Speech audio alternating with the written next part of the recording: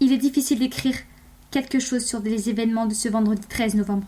Certes, parce que tout a été dit, et que je ne ferai que redire des évidences, des choses que tout le monde sait déjà. Mais aussi, et surtout car c'est un choc pour nous ce qui a eu lieu hier. Nous avons tous commencé et vécu notre journée comme si de rien n'était, comme une journée normale.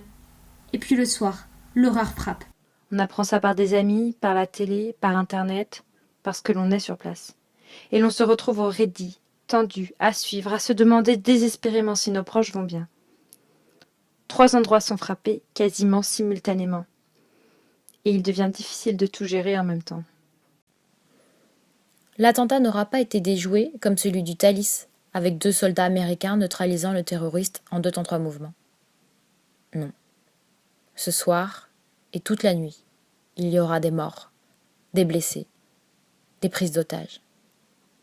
Des personnes prétendant suivre une religion tueront en son nom. Après tout, nous aussi nous l'avons fait, il y a très longtemps.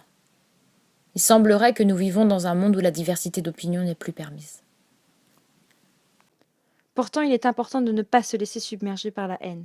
Certes, ce que ces hommes ont fait est impardonnable, et aucune religion monothéiste n'encourage à la violence. La Bible, la Torah et le Coran disent tous qu'il ne faut pas tuer et que se suicider est un acte impardonnable. De fait, les actes de ces kamikazes n'ont pas de valeur. Ils n'agissent pas sous l'ordre d'un dieu, simplement sous celui de leurs dirigeants à l'ego démesuré et à la susceptibilité à fleur de peau, qui préfèrent envoyer une horde d'inconscients lobotomisés se salir les mains à leur place. La religion n'est ici pas à blâmer. Elle est instrumentalisée par quelques mégalos. Pourtant, il faut se rendre à l'évidence.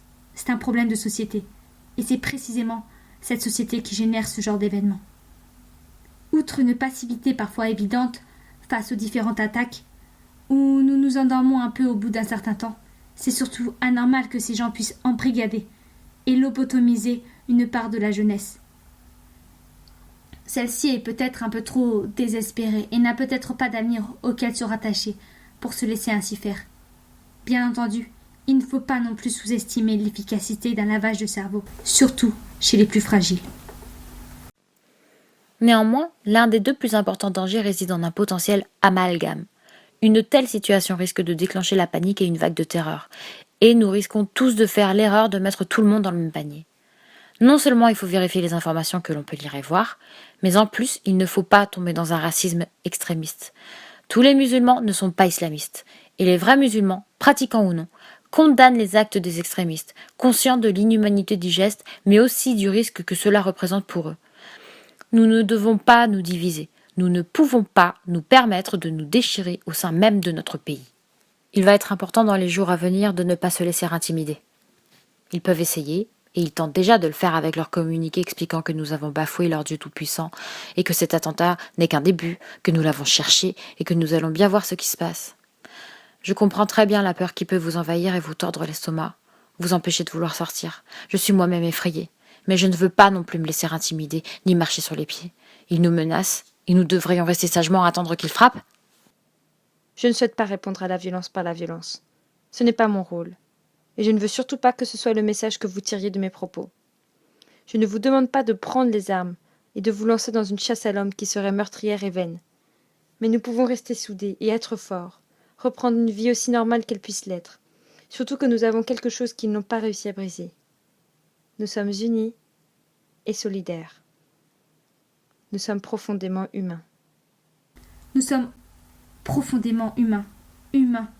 Devant une telle horreur, beaucoup de personnes ont fait preuve de solidarité et de dignité. Que ça soit les taxis qui ont raccompagné les gens chez eux en coupant leur compteur pour faire des courses gratuites.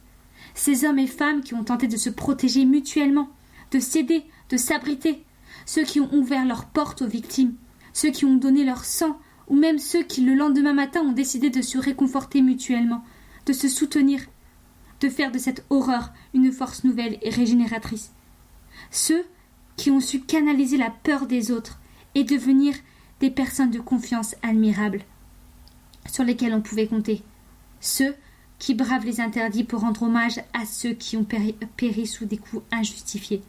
Car dans cette croisade menée par des fanatiques religieux, nous ne sommes que des innocents placés au hasard sur leur route. Il est temps que cela cesse. Nous devons prendre conscience que c'est un problème mondial. Si les Syriens fuient leur pays, c'est à cause des attentats fréquents et de la tyrannie ambiante. Beyrouth a subi une attaque le 12, veille des événements à Paris. Un avion russe s'est écrasé sur le mont Sinaï, victime lui aussi des extrémistes, sans compter tous ceux qui ont eu lieu avant. Nous devons aussi comprendre que les pays voisins sont des victimes tout comme nous le sommes. Nous devons rendre hommage aux morts et nous devons nous battre ensemble. Ce n'est pas l'heure de regarder la couleur de peau de son voisin, ses revenus, ses convictions ou l'allure de son paillasson. Nous devons nous unir pour lutter contre une même cause, la défense de notre pays. Nous ne sommes pas juste bons à nous faire victimiser par des assassins cruels qui pensent qu'en tuant ceux qui n'ont rien demandé, ils accompliront la parole d'un Dieu usurpé et iront dans un paradis factice où ils n'ont pas leur place. Il n'y a pas de mots pour décrire leurs actes d'une barbarie innommable. Il y a un temps pour tout. Nous avons un temps pour le deuil et le recueillement, mais viendra aussi le temps de prouver que nous sommes forts, inébranlables. Que nous ne nous effondrerons pas, que nous ne tomberons pas dans leurs pièges, que nous ne répondrons pas à leurs souhaits en sombrant dans la terreur. C'est ce qu'ils attendent de nous. Mais nous sommes et serons plus forts que ça. Soyons unis et solidaires. Prouvons qu'à chaque coup porté, nous nous relèverons et ne tomberons pas sous la menace. Ne répondons pas à la violence par la violence. Ne devenons pas comme eux. Au contraire, nous nous devons d'être au-dessus d'eux. Nous nous devons de faire preuve de ce dont on les a privés. Nous nous devons d'être humains. Il est temps de dire et d'affirmer une vérité. Nous n'avons pas peur. Nous nous devons d'être humains. Humains. Il est temps de dire et d'affirmer une vérité. Nous n'avons pas peur. Vous pourrez agir et frapper autant que vous voudrez, avec vos convictions déplorables. Nous ne céderons pas à la panique. Vous ne parviendrez pas à instaurer le régime de terreur que vous voulez mettre en place. Nous sommes un pays multiethnique, multiculturel. Nous sommes pluriculturels et nous saurons mettre nos différences de côté pour lutter. Vous ne réussirez pas à nous diviser. L'espoir d'un monde meilleur vit en nous. Et nous ne laisserons pas cette flamme d'espoir s'éteindre. Vous avez commis une erreur en récidivant vos attaques. Vous avez voulu tuer notre liberté d'expression et nous continuons de parler. Vous avez voulu instaurer la terreur dans notre quotidien Et par le pouvoir d'un mot, à vivre. Je recommence ma vie. Je suis né pour te connaître, pour te nommer. Liberté.